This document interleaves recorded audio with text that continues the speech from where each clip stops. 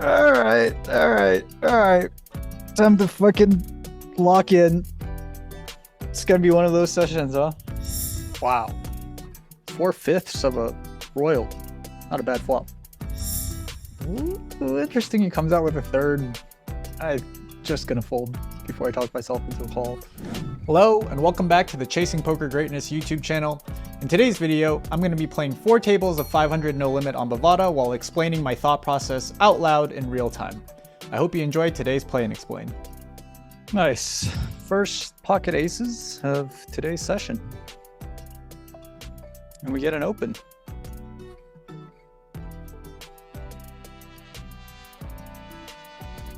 Nice.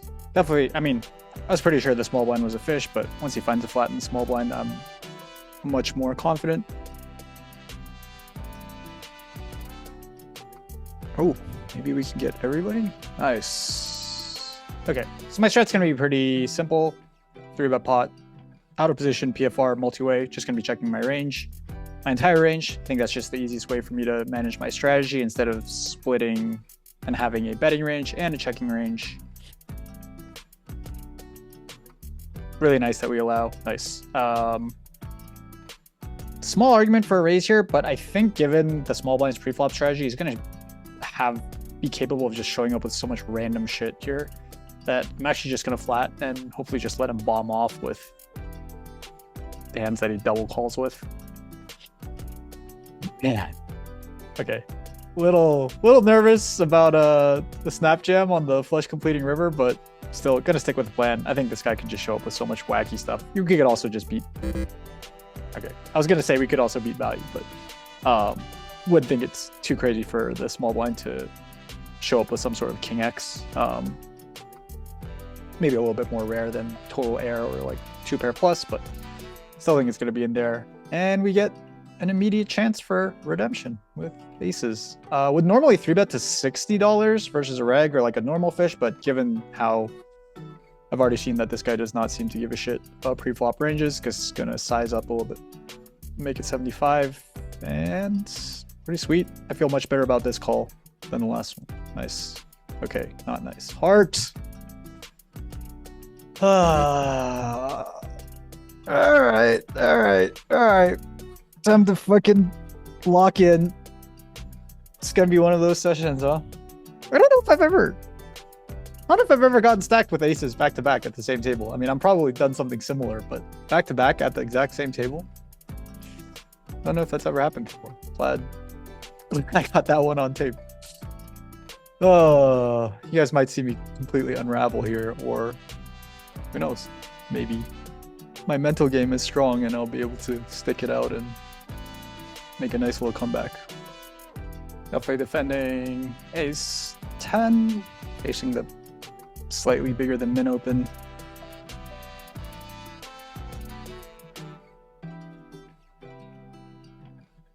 Not going to be playing any check raises on ace queen out of the big blind, even with a hand as strong as this.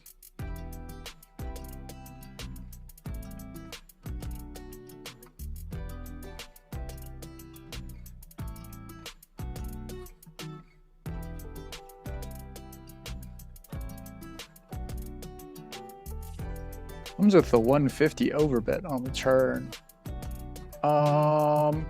Interesting line. Usually I would have expected a larger flop C bet if this guy was going to overbet the turn, but I guess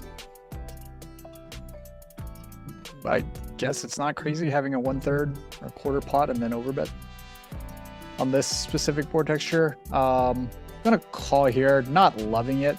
I expect a lot of overbets on the river.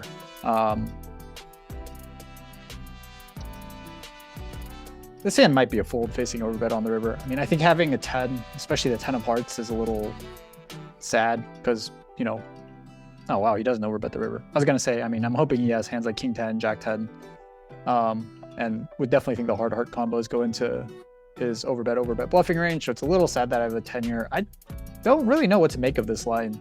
Small, huge, medium. Don't think his boats would take this line. Don't think that like ace king ace jack would take this line. I think they would just overbet the river. So okay, that's it. I would have thought that, especially with that boat, that he would overbet the river. Given that he doesn't block any of the ace-x, like completely unblocks my calling range. But I guess that sort of explains the quarter pot on the flop. Not a big deal though. We're in such a deep hole after those two aces back to back that what's a slightly deeper hole at this point? No big deal.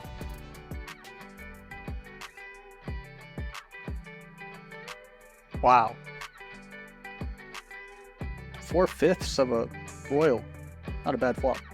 Definitely starting to start out with big bet here.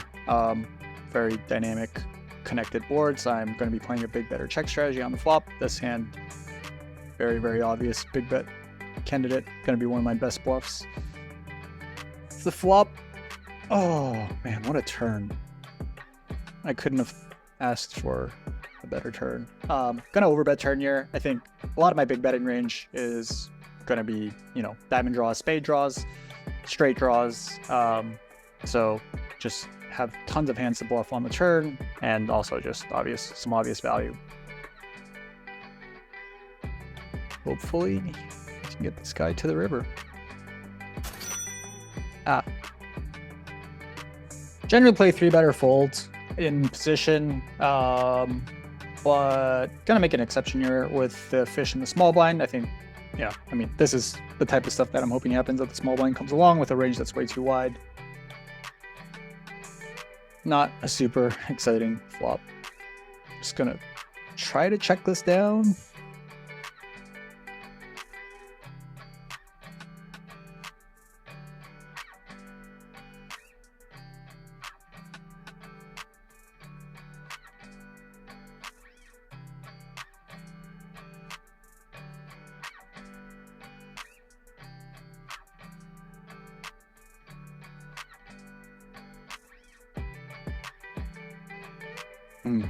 Moving on half pot to the river. Okay, I'm gonna do something a little spicy here and actually raise small. I think under their gun can find some really thin value, but not really thin, but thinnish value bets now on the river once it gets checked down. Hands like kings, queens, jack X, I think are all gonna value bet the river. And I think when he picks the half pot, nice. Yeah, I guess I was just gonna say, when he picks the half pot size, he's way more likely to have those types of value bets in his range. He probably goes bigger with his ace-x, even the ones that check twice. And it's very, very reasonable for us to have some sort of 6x in our range, and I think I'd have played it the same way. I wouldn't have bet the flop, wouldn't bet the turn. You know, flatting a hand like 6-7 or 5-6 on the button, especially with a fish in the small blind, isn't that crazy. So nice, glad that one worked out. Got a 52-4 fish, limping the button. Easy ISO with pretty much any 2 Broadway combo.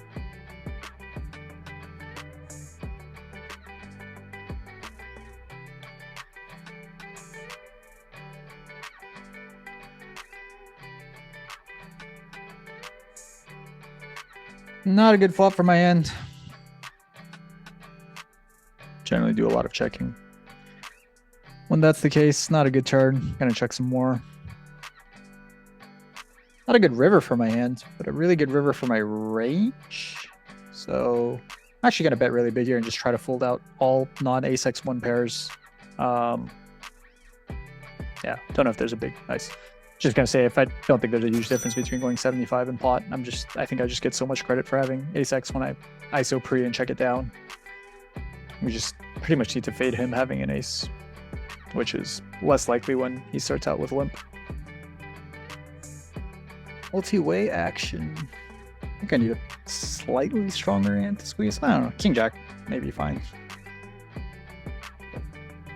Glad I didn't squeeze after we get this flop.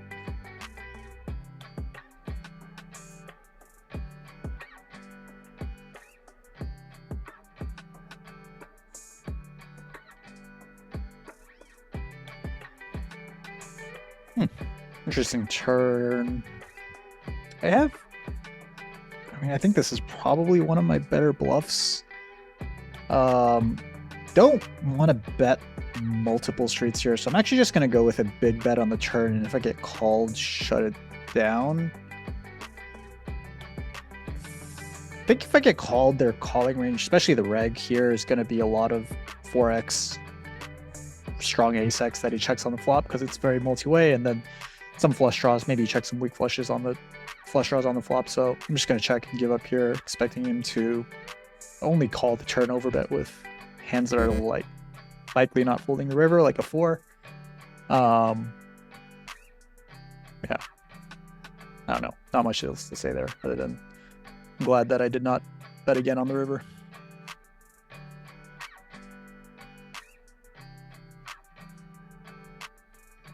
Flop.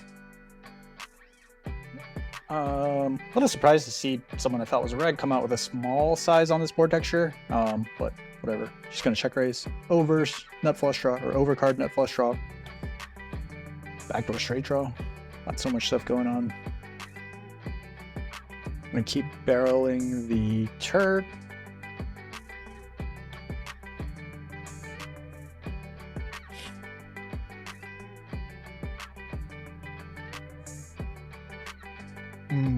Probably one of the worst rivers. Don't really want to be bluffing board pairs because that significantly reduces my value. My value on this board, like when I check raise flop, is going to be hands like King Jack, Jack 7, pocket 7s, and the Jack really reduces my value combos, along with the fact that I have 2 hearts, which are 2 cards that I would hope my opponent has when I'm targeting folds on the river. So interesting, he comes out with a third. I'm just gonna fold before I talk myself into a call. Yeah, I feel like historically I've found so many bad calls there, and hoping they have their hearts or queen 10 or something like that. Gonna play discipline today. Disciplined, even facing a third on the river with ace high. King queen of clubs, easy 3-bet on the button.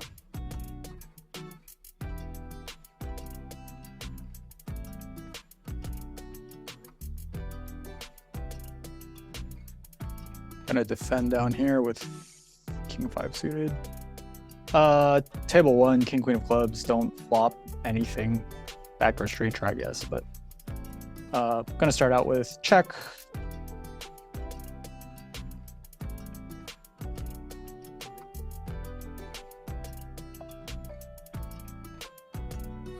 Don't turn anything.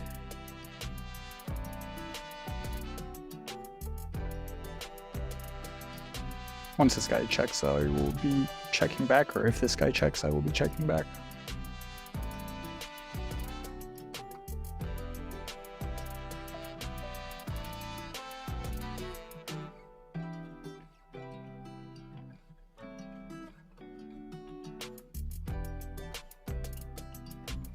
Kind of an interesting decision, I think, if he does decide to check the river third time.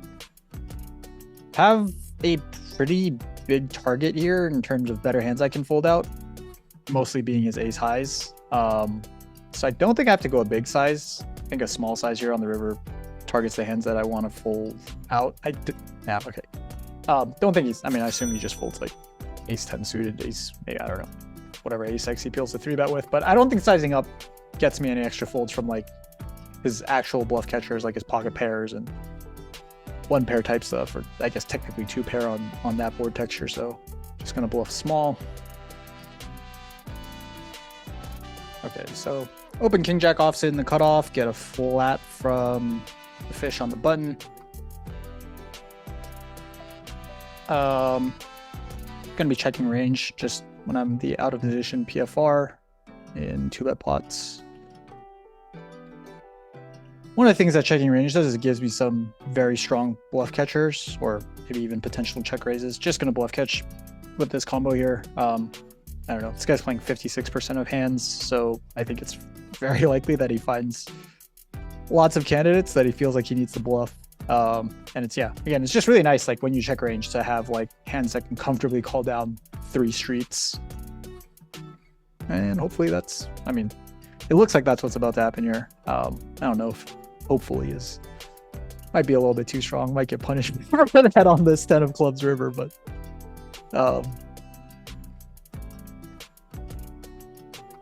would still call a bet here unless he goes huge. Nice. He does not go huge.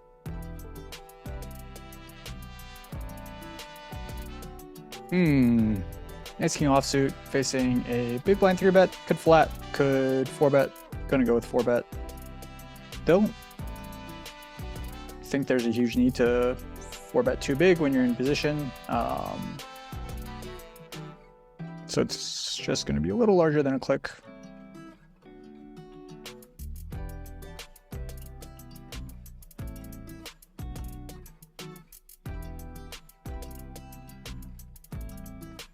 Will be calling off if he does jam.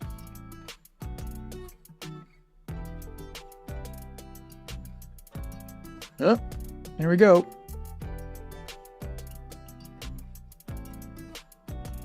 Oh, diamond. This reroll never hits, man. Let me know if you've ever hit the ace king versus ace king reroll. That one, okay, fine. Oh, maybe I'm asking for too much. He had the suited ace king, so you know, won't be too upset there, but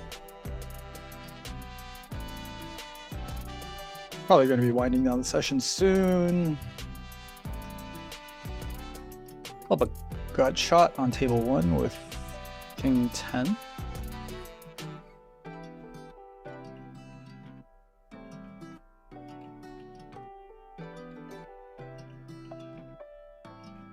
Facing check back. I think on a board texture this dynamic and also just being like double Broadway, I'm actually going to go for an overbet size for my turn probe. I think my value range on this board texture is going to be extremely narrow. Like I don't think I'm going to be probing that turn with hands like ace 5, for example, you know, just like thinner one pair value. So because of that, because my value range is going to be super selective, it's actually, I'm going to go really, really big because I'm just going to be value betting a lot of 2-pair plus type hands.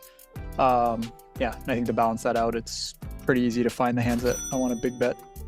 For my bluffs, king 10, I think makes a lot of sense with a gut shot, and also have some other candidates and the 2 flush draws that were available there, but yeah, not too much to talk about, I guess.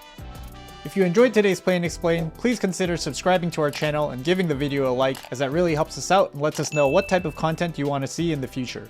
Thanks for watching. This is Chasing Poker Greatness with your host, Brad Wilson.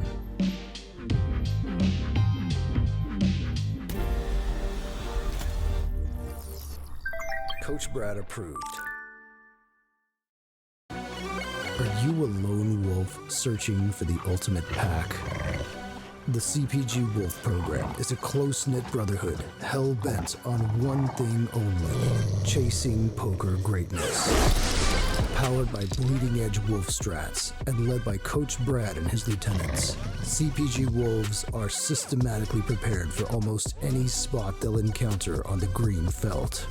If you want to plug into an elite team and have a step-by-step game plan to realize your full poker potential, you can apply at cpgwolves.com. Space is limited, and the pack is only as strong as its weakest member.